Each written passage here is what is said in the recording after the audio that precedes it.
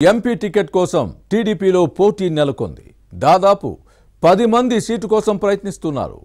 YCP తమ అభ్యర్థిగా నగర మేయర్ బివై రామయ్య పేరును ఖరారు చేసింది. దీంతో ధీటైన నేతను ఎంపిక చేసే పనిలో తెలుగుదేశం అధినాయకత్వం ఉంది. కర్నూలులో హీట్ పుట్టిస్తున్న లోక్సభ పాలిటిక్స్ పై ఏబిఎన్ ఇన్సైడ్ స్టోరీ.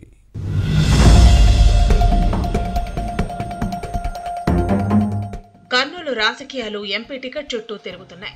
ఈ లోక్సభ స్థానం అభ్యర్థిత్వంపై వైసీపీ అధిష్టానం ఎట్టకేలకు ఓ నిర్ణయం తీసుకుంది. ఇక టీడీపీ నుంచి పోటీ చేసేది ఎవరనేది చర్చనీయాంశంగా మారింది. ఫ్యాన్ పార్టీ నుంచి పోటీకి ఎవరు ముందుకు రాకపోవడంతో చివరకు నగర మేయర్ బివై రామయ్యను ఖరారు చేసింది. సిట్టింగ్ ఎంపీ సంజీవ్ కుమార్ రాజీనామా తర్వాత ముందుగా మంత్రి గుమ్మనూరు జయరాంను ప్రతిపాదించింది. కానీ ఈ నేత పోటీకి సుముఖత వ్యక్తం చేయలేదు. తనకు ఆలూరు అసెంబ్లీ సీటే కావాలని పట్టుబట్టారు. కానీ చిప్పగిరి జడ్పీటీసీ విరూపాక్షకు శాసనసభ సీటు ఇవ్వటంతో ఎమ్మెల్యే టికెట్ ఇవ్వటం కుదరదని తేల్చి చెప్పింది. దీంతో ఫ్యాన్ పార్టీకి రాజీనామా చేసి టీడీపీ తీర్థం పుచ్చుకున్నారు జయరాం. ఈ పరిణామంతో షాక్ గురైన వైసీపీ నాయకత్వం కర్నూలు మేయర్ బివై రామయ్యను లోక్సభ అభ్యర్థిగా ప్రకటించింది.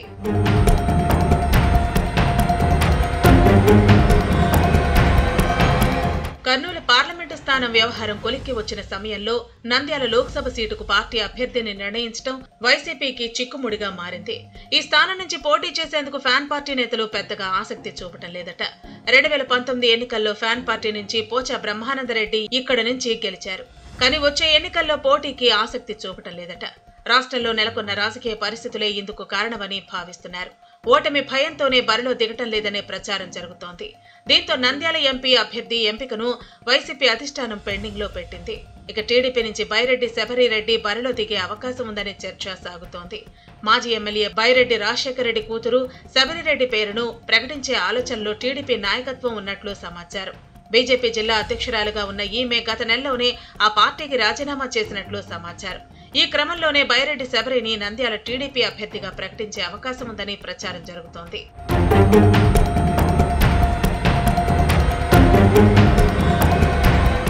ఇక కర్నూలు ఎంపీ సీటు కోసం సైకిల్ పార్టీలో పలువురు నేతలు పోటీ పడుతున్నారు. వైసీపీ వాల్మీకి సామాజిక వర్గానికి చెందిన బివై రామయ్యకు సీటు ఇచ్చింది.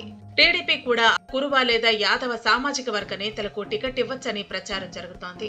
దీంతో ఈ రెండు కమ్యూనిటీల ఆశావహులు నువ్వా నేనా అన్నట్లుగా పోటీ పడుతున్నారు. ఎవరి ప్రయత్నాలు వారు చేసుకుంటున్నారు.